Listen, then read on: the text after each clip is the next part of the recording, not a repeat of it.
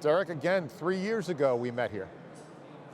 It's been an amazing 3 years. It really has. Yeah, Yeah. it's good to see you again. What you've been doing is, Bright Euro, MedTech Vets, all the other causes you support. How are you doing it all these days? As best I can.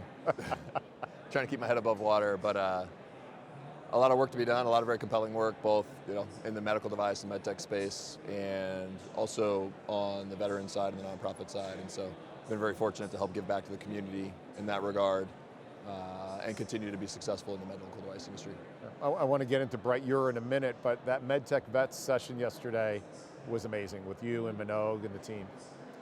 It was a very special moment, and for the past few years I've been serving as the chair of the board for MedTech Vets, helping veterans transition into industry and find meaningful careers and purpose in industry, and it's been an amazing and fulfilling role. But at this time, it's been really a joy to meet Patrice and get to turn over with someone else who is competent, capable, and motivated, who can take the program and the organization to the next level, which is awesome, and also allows me a little bit more time to devote to focusing on Bright Euro, which is what I'm working on. So take me through Bright Euro, take our audience through Bright Euro. What should we be aware of? What problem are you solving? And what's got you most excited about it? Yeah, Bright Euro is developing the next generation of diagnostic devices for urology. So there's currently a test called urodynamics, which can be used as a comprehensive diagnostic tool for people with complex lower urinary tract symptoms. And those symptoms can be frequency, urgency, nocturia or nighttime urination, leakage and incontinence. The reality is some research shows that almost half of the adult population have these symptoms. And they'll become moderate or severe enough, unfortunately, for both men and women if you live long enough, whether it's BPH, benign prostate hyperplasia, overactive bladder, or stress urinary incontinence for females after childbirth. They'll become so severe that we go see a urologist. In the US, there were 50 million patient visits to urologists in America last year. 50 million visits. But there's only about 600,000 of these procedures performed every year in the US, despite it being the most comprehensive tool that clinicians have to offer. And the reason why is because the technology is so outdated and so terrible. It's highly invasive, it's uncomfortable, it's very limited in its scope and accuracy, and most importantly, and most efficient, critically for clinicians, is that it's inefficient. And so now more than ever, what we see, especially in the urology community, along with other specialty communities, is that they're fighting for every second of every day to try to improve their efficiency, regain some free time, have a minute to think, right? They're overburdened because there's a shortage of qualified professionals, there's a huge demand. And so that's what we're working to solve. That's the problem we're solving. And the way that we've done that is by creating a single-use disposable sensor that can be inserted through the urethra into the bladder, remain there for a period of time, collecting data, and then when it's removed from the body, you can download that data wirelessly, where it's uploaded to a clinician application into the cloud. And so the device is more comfortable than catheter-based technologies. It's more accurate and has enhanced diagnostic yield because it's ambulatory monitoring as opposed to an artificial environment in the clinic. And most importantly, it's more efficient for clinicians. It makes it easy. It standardizes and simplifies the procedure and makes it easy for them to be able to perform this test. And our ultimate goal is to be able to address the problem of underutilization of this test for patients. And the consequences are very high. Right now, the entire field of urology, for the most part, can be performed on symptom reporting alone. And there's obviously inherent bias or inherent issues because it's a qualitative metric, it's not quantitative. And so what we're trying to do is provide an alternative method, a method to quantify the health of the bladder and provide real actionable insight for clinicians. And the last thing I'll say is the stakes are incredibly high for patients. It's not required because the technology is so bad, but for any man who's undergoing a prostate procedure, if you've had prostate issues for long enough, they can have a successful procedure in removing the prostatic obstruction only to find that the bladder can't contract well enough to regain actual urination or voiding capability. So imagine you're a patient and you undergo this surgery only to think that you're going to be healed and regain bladder function, but to find that not only do you still not have bladder function, but you also are at risk of side effects like erectile dysfunction, leakage and incontinence, and a whole host of other things. And there's similar examples for females with overactive bladder and stress urinary incontinence as well, undergoing, say, a pelvic mesh surgery. Yeah. We want to make it easy for clinicians to have actionable insight and data, and real quantifiable data, objective evidence, before they decide to treat those patients. So you have a higher fidelity signal, ease of use. It's not an episodic diagnostic as in it's in the urologist's office and you have to sit there and it's artificially created. If I recall, this gets inserted and then you go about your business. Exactly, yeah.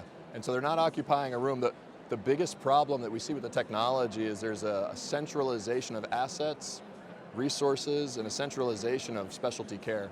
And so even within a large practice, in a large urology group practice, we found that less than 30% of the clinics even have one machine.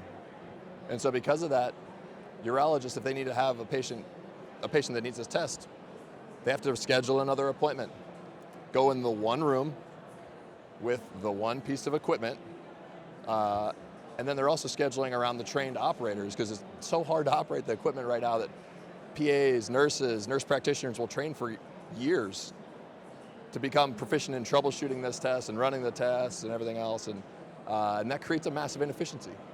And so it's a major issue, and the way we solve that is because we have a single-use, low-cost, disposable sensor. We've put all of the electronics needed in that console into a single-use, disposable, low-cost package. We can eliminate capital expenditure from the equation. And so now imagine every urology clinic has the capability to perform this exam. The same day that you come in and have these issues and talk to the clinician, you can rapidly turn and do that same procedure. You don't have to schedule and come back and wait for the one clinician and the one piece of equipment and, all those sorts of things. And so you take it home and then you actually extract it yourself, drop it in an envelope and mail it? Is that where we were last time we were Not yet, talking? yeah, it's come a little ways. So in order to get on the market quickly, we've narrowed the indications for use for the Gen 1 product. And so our first generation product will be for in-clinic use for less than 24 hours of monitoring. And that's a product that we expect will be on the market in about 12 to 15 months via 510K. The good news is that's still light years ahead of what they're already doing. But the only minor inconvenience is the patient has to stay on site under the supervision or close proximity of a trained clinician. And so they can insert the device rapidly and then the bladder can fill normally, but they don't have to be in that exam room or procedure room where they're occupied. They can go hang out in the waiting room, wait in the lobby, walk around if there's a space, but they just have to be in the clinic because it's going to be indicated for use for in-clinic use only. That's still light years better than what we currently have. In parallel, we'll work on a second generation device and we're going to run clinical studies where after it's inserted, the patient can go home for up to 72 hours and obtain real world evidence and data of what's happening in their home, which is going to, we think, have a better diagnostic yield with more likeliness to replicate the symptoms that these patients are experiencing. And that data set aggregated is incredibly valuable for the market and will provide insights that we might not even be aware of today on the urology side of things. You're absolutely right. No one has been able to standardize the procedure, so even if these devices today from Laborie and other competitors are cloud connected and data aggregated, there's high variations every single time they do the procedure, even intra-operator. We eliminate all of that. We standardize it, we make it easy and simplify the process such that when we aggregate this data, because it's a connected device, we're going to have reliable data upon which to build algorithms or train machine learning models, provide real unique and novel insights. Even just nocturia is something that no one's ever been able to capture before, because you can't go home, or no one's ever tried to send people home with catheters hanging from their body to collect urodynamic data overnight. But nocturia is a major issue. It's actually linked to increased risks of falls and increased morbidity in the elderly, because my 75-year-old grandmother gets up in the night to go to the bathroom 3 times a night in the dark and is losing sleep. She's more likely to have a fall. And then she may, have serious repercussions because of that. And so that's the reason we're so excited for the future of this vision that we have, is by unlocking this new data stream, we're really excited about what that will hold and what we can do with that to improve the care across the continuum for patients, clinicians, and system. So at AdvaMed this year, I know I've seen you hustling around, talking to investors, strategics. What's going on without releasing any names? Yeah, it's been amazing. So we've been in contact with all the major strategics. We've talked to them when we first started, but recently they've all reached back out to us and are really interested in different aspects of, for whether it's potential partnerships, distribution, investment, acquisition, potential stage acquisition. We're excited to have those conversations with all of them. But I think what's been really impressive, we were presenting on here as part of the execution award, was we've been in business for less than 9 months. And we'll be on the market in 12 to 15 months with a product that's going to serve a large and underpenetrated market with strong existing reimbursement. Clinicians are getting paid a lot of money. There's a sizable reimbursement amount. Medicare on the low end is $650 for this exam and this procedure, and private insurers are 2 to 3x that sometimes. And so I think when we've been telling this story, it's caught the attention of a lot of strategics, and they have renewed interest because I think they realize if they don't get involved, this is one they're going to want to, they may miss out on, right? And yeah, and it becomes a feeder system then for their therapeutic line and their surgical line. Because if you're able to diagnose more patients, it's actually an enabler for the follow-up on everything else that you're putting out.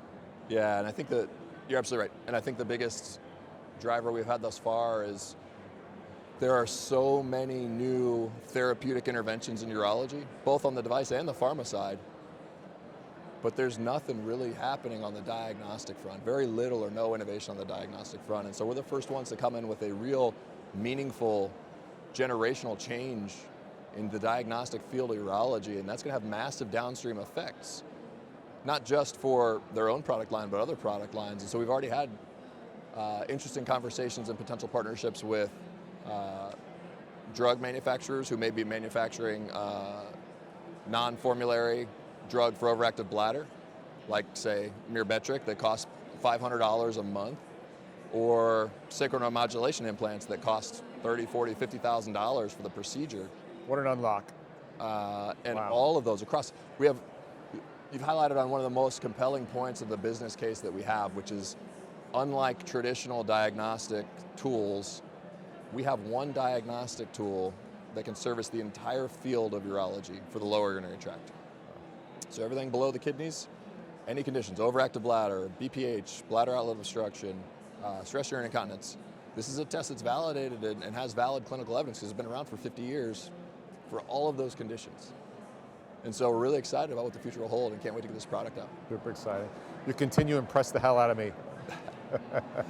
Fortunate, very fortunate. I'm really glad we met and a few years ago here in Boston. Yeah. And wouldn't have had any success without the tribe and the network and the people, the team we have at Bright Euro, the team at MedTech, that's all the people, TMG, so many others that have been able to help us create the environment for success and the conditions to be successful in execution. It's awesome. Well, I always appreciate you. Feelings mutual, brother. Thanks, bud. Yeah. Thanks. I'm Joe Mullings from the floor of AdvaMed 2022. Be well.